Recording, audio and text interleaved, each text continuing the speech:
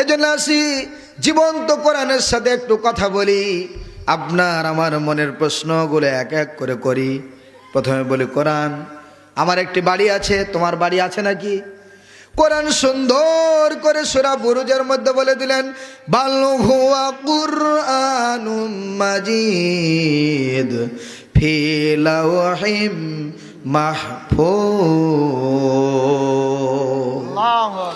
কোরআন বললেন, ও দুনিয়ার মানুষ, তোমার যেমন একটা থাকার বাড়ি আছে, লোকেশন আছে, আমি কোরআনেরও থাকার একটা স্থান আছে, সেই স্থানটির নাম হচ্ছে লাওহে মাহফুজ। শুধু তাই নয়, কোরআন বলে কোন বামপন্থী, রামপন্থী, ইহুদি, খ্রিস্টান, শয়তান, কোন বদমাইশ যদি ইচ্ছা করে দুনিয়ার এই কোরআনের ফটোকপিটাকে লাঞ্ছিত করব, অপমানিত করব, পুড়িয়ে ফেলবো, ছিঁড়ে ফেলবো, ইচ্ছা করলে পারে। কিন্তু এই কোরআনের মূল কপিটা লাউহে মাহফুজে আছে, সেটা পোড়া তো দূরের কথা, কোনো বামপন্থী আর সাজিম এসে ছুঁয়েও দেখতে পারবে না। পারবে নাকি? তাহলে কোরআনকে প্রশ্ন করলাম, তোমার বাড়ি আছে নাকি? কোরআন বললেন বাড়ি আছে। বাড়িটার নাম কি? কথা বলেন সবাই, লাউহে মাহফুজ। আবার কোরআনকে প্রশ্ন করেন, ও কোরআন, জানলাম তোমার বাড়ি লাউহে মাহফুজ, লাউহে মাহফুজ থেকে দুনিয়াতে কোন মাসে এসেছো? কোরআন সুন্দর করে বলে দিলেন, শাহরু রমাদান আল্লাযী উনজিলা ফীহিল কুরআন।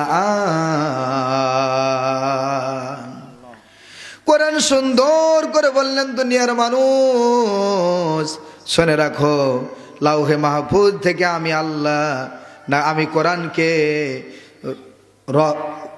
মহরম মাসে নয়, রজব মাসে নয়, শাবান মাসে নয়, জিলহজ মাসে নয়, জিলকদ মাসে নয়, সফর মাসে নয়, এই কোরআনটি হচ্ছে পবিত্র 12টি মাসের মধ্যে শ্রেষ্ঠ পবিত্র মাস হচ্ছে রমজান মাস। আমি কোরআনকে আল্লাহ রমজান মাসে নাজিল করেছে। আচ্ছা, প্রশ্ন করছে, উত্তর দিচ্ছে না? দেয় না?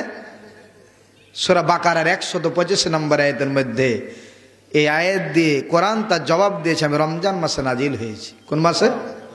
আচ্ছা, আবার প্রশ্ন করলাম, কোরআন বুঝলাম, জানলাম যে রমজান মাসে নাজিল হয়েছে, একটু বলো তো দিনে না রাত্রে? আবার কোন রাত্রে? কোরআনে কথাও সুন্দর করে বলে দিলেন, সূরা কদরের মধ্যে বলেন, ইন্না আনজালনাহু ফি লাইলাতিল কদর ওয়া মা আদরাকা মা লাইলাতুল কদর। এই মহাসম্মানিত কিতাবটি আল্লাহ নাজিল করেছে রমজান মাসের বিজোড়ের কদরের রাত্রিতে। উত্তর পেয়েছি? এভাবে আপনার আমার ব্যক্তিগত, সামাজিক, রাজনৈতিক, অর্থনৈতিক যত নীতি আছে সব নীতি প্রশ্ন করবেন, এক এক করে কোরআন জবাব দিতে পারবে না? পারবে না? দেখেন কদ্দূর পর্যন্ত যাই। কয়টি বলেছি? বাড়ি কোথায়? লাউহে মাহফুজ। কোন মাসে নাজিল? রমজান মাসে। কোন রাত্রে? লাইলাতুল কদর। এবার কোরআনকে প্রশ্ন করেন, ও কোরআন, জানলাম রমজান মাসে লাইলাতুল কদরে নাজিল করা হয়েছে, নাজিল হয়েছ কি কারণে, কি উদ্দেশ্য নাজিল হয়েছ? উদ্দেশ্যটা একটা আছে নাকি? কোরআনকে বলেন, কোরআন এ দুনিয়ার মানুষ কেউ মনে করে জিকির আজকার জন্য শুধুমাত্র কোরআন নাজিল হয়েছে। একদল খানকার পীরেরা বলছে শুধু ঝাড়ফুঁকের জন্য কোরআন নাজিল হয়েছে, আর একদল ব্যক্তিরা বলছে না না, পিতামাতা মারা গেলে কুলখানি 40 করার জন্য কোরআন নাজিল হয়েছে। ও কোরআন, মহাবিপদে পড়েছি, তোমার মধ্য থেকে তোমার ভাষাতে একটু জবাব দাও। কোরআন সুন্দর করে বলে দিলেন, আলিফ লাম রা কিতাবুন আনজালনাহু ইলাইকা লিতুখরিজান নাসা মিনাজ যুলুমাতি ইলান নূর। আল্লাহু আকবার। ওগো নবী, কোরআন নাজিল করেছেন আল্লাহ, তার অনেকগুলো কারণ আছে, উদ্দেশ্য আছে।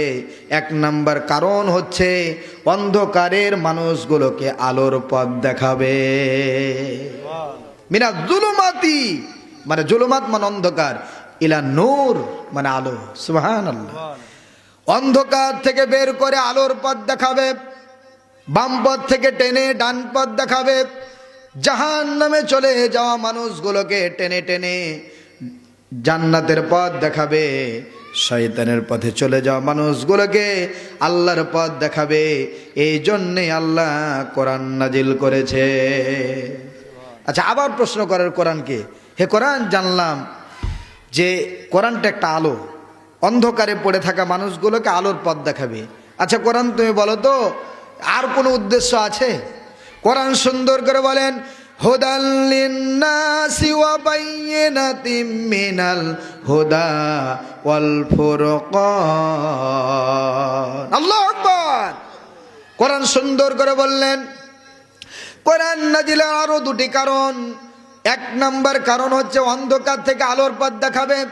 দুই নাম্বার কারণ, উদ্দেশ্য হচ্ছে হুদাল লিন্নাস, মানুষদেরকে শ্রেষ্ঠ হেদায়েত দেখাবে।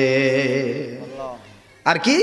মিনাল বাইয়িনাতি ওয়াল হুদা ওয়াল ফুরকান। তিন নাম্বার কারণ, কোরআন বলছে কোনটা সত্য আর কোনটা মিথ্যা, কোনটা ডান আর কোনটা বাম, কোনটা হক আর কোনটা বাতিল। এই হক আর বাতিলকে পার্থক্য করে দিয়েছে কোরআন। সুবহানাল্লাহ বলেন। তার কোরআন না থাকলে আপনি আমি চিনতে পারতাম না কোনটা সত্য আর কোনটা মিথ্যা। কথা বলেন। কোরআনের কারণেই আপনি আমি জানতে পেরেছি এটা সত্য আর এটা মিথ্যা। তাহলে এই জবাব কোরআনের কাছ থেকে পেয়েছি না পাইনি? এখন কোরআনকে প্রশ্ন করেন, ও কোরআন, এতক্ষণে মনটা খারাপ